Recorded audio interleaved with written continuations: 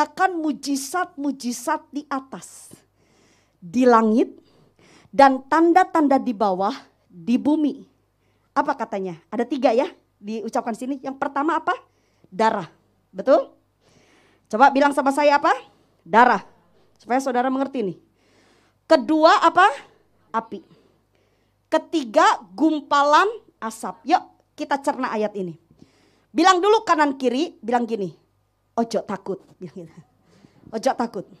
Tapi ini akan terjadi. Saudara sudah diberikan senjata oleh Tuhan. Ada kuasa, amin. Hidup kita akan penuh dengan penyertaan Tuhan.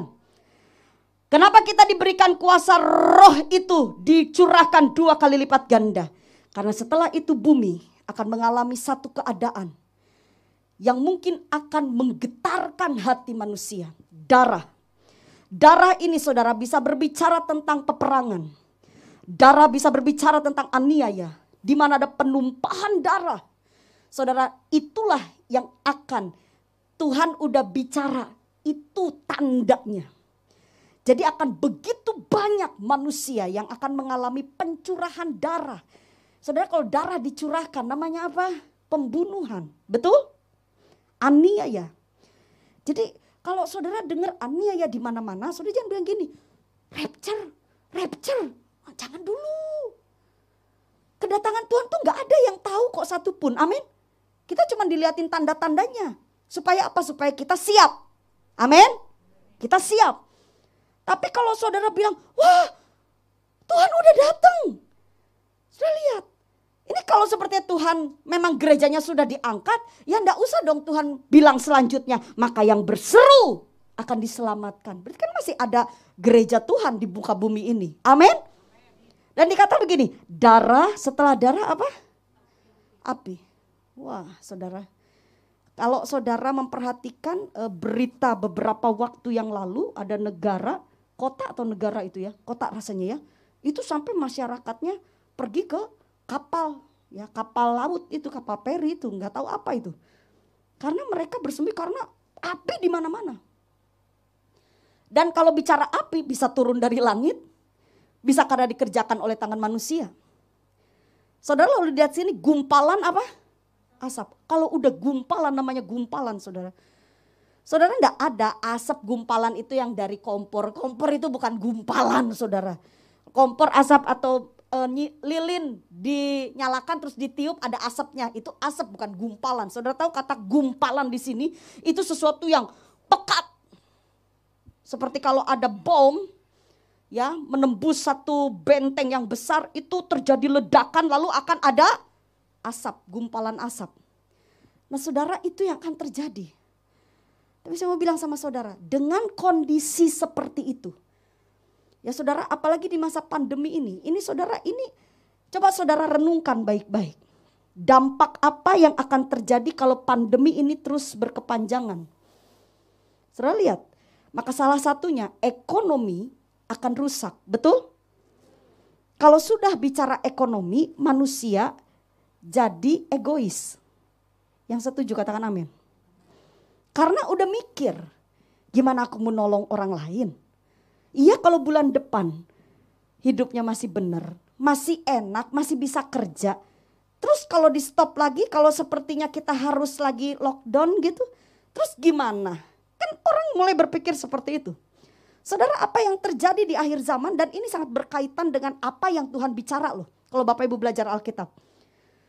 Ketika gumpalan api, saudara hal-hal itu juga bisa terjadi karena bencana alam. Dan ketika itu semua terjadi, Bapak Ibu, kondisi hidup manusia di bumi pasti akan sedikit tergoncang. Yang mengerti katakan amin.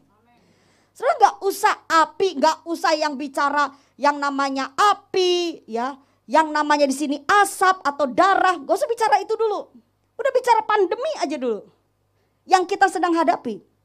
Belum nyampe tuh.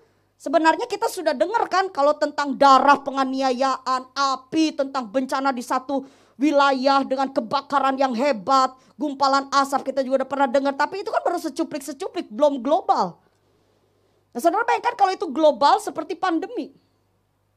Dan Bapak Ibu, saya yakin sekali kalau firman ini dicatat, bukan untuk menakuti orang percaya. Firman ini dicatat supaya saudara jadi orang yang bijak. Amin. Nggak jadi gereja yang bodoh. Nggak kaget, nggak bingung, nggak khawatir. Makanya firman diberitakan. Tuhan kasih tahu, saudara, ini loh akan terjadi seperti ini. Dari awal, sebelum Tuhan bicara hal yang mungkin mengerikan, kan Tuhan udah kasih dulu kekuatan. Aku akan mencurahkan rohku. Jadi seharusnya ketika Tuhan bicara ini, gereja gak usah takut. Amin. Akan ada sesuatu yang baik yang Tuhan sediakan. Tuhan tidak akan tinggalkan saya dengan saudara. Percayalah, Allah yang kita sembah, Allah yang setia. Saudara, berkali-kali Tuhan berbicara, aku akan menyertai engkau sampai kesudahan akhir zaman. Itu keluar dari mulutnya Tuhan Yesus, saudara. Bukan dari perwakilan, bukan dari murid, bukan dari pembicara, bukan dari siapa. Enggak, dari mulut Tuhan Yesus. Masa sih kita nih gak bisa percaya sama Tuhan Yesus? Siapa yang percaya katakan amin. Saudara, firman ini diberitakan bukan untuk nakutin kita. Tapi firman ini diberitakan supaya saya dengan saudara mengerti bahwa Allah yang kita sembah itu Allah yang benar. Setiap perkataannya nyata. Setiap ucapan dan nubuatannya terjadi. Dan kalau Allah kita yang seperti ini saudara, memegang janjinya, meneguhkan setiap perkataannya, mari kita lebih sungguh-sungguh dengan Tuhan. Amin.